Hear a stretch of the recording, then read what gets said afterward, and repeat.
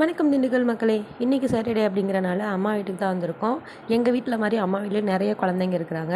இந்த குழந்தைங்க ஒவ்வொருத்தர் பின்னாடி ஒவ்வொரு ஸ்டோரி இருக்குது. ஸோ ஒரு நாளைக்கு நம்ம ஒன்று பார்க்கலாம்.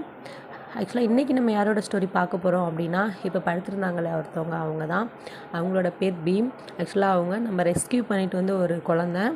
அவங்களுக்கு என்ன ஆச்சு அப்படின்னா, அவங்கள வளர்த்தவங்களே அவங்கள வேண்டாம் அப்படின்னு தூக்கி போட்டாங்க. என்ன ரீசனுக்காக அப்படின்னா, அவங்க மேலே யாரோ சுடுதண்ணி ஊற்றி அவங்களோட பேக் சைடு ஃபுல்லாக வெந்து போய் பாதி உடம்புக்கு மேலே இல்லை. அதனால் அவங்கள பராமரிச்சிக்க முடியாமல் அவங்கள என்ன பண்ணிட்டாங்க, ஒரு பிளாஸ்டிக் கவரில் கட்டி கொண்டு வந்து குப்பையில் போட்டாங்க. அந்த பிளாஸ்டிக் கவர்லேருந்து அவங்கள எடுத்து ஓரளவுக்கு அவங்க ஏரியாக்குள்ளே சுற்றிட்டு இருந்தாங்க. நம்ம வீட்டில் நிறையா கிட்டன்ஸ் வளர்க்குறனால அவங்க என்ன பண்ணிட்டாங்கன்னா, அந்த ஸ்மெல் பண்ணிவிட்டு வந்து நம்ம வீட்டு ரெஸ்ட் ரூம் மேலே அவங்க படுத்திருந்தாங்க. ஸோ இவங்கள பார்த்து நம்மளுக்கு மனசே கேட்காம என்ன பண்ணோம், அவங்கள நம்ம ரெஸ்கியூ பண்ணி அப்போ இருந்து மேக்ஸிமம் ஒரு 8 மந்த் இருக்கும். அப்போ இருந்து இவங்களுக்கு என்ன மெடிக்கல் ஹெல்ப் தேவையோ எல்லாம் நம்ம பண்ணி மெடிசன் கொடுத்து ஆயின்மெண்ட் போட்டு எல்லாம் பார்த்து அவங்கள நம்ம ரெஸ்கியூ பண்ணி வச்சிட்ருக்கோம்.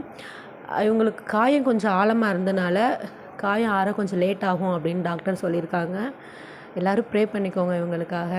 தயவு செஞ்சு நான் என்ன சொல்லணும் அப்படின்னா, இந்த வீடியோவில் நீங்கள் ஆசைப்பட்டு வளர்க்குறீங்க, ஓகே.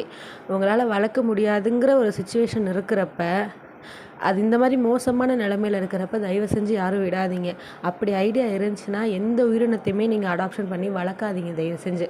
அது பாட்டுக்கு விட்டிங்கன்னா அதுக்கு தேவையான உணவை அது சாப்பிட்டுட்டு அது எங்கேயோ போய் நல்லா இருந்துக்கும். தயவு செஞ்சு உயிரினத்தை உயிரினமாக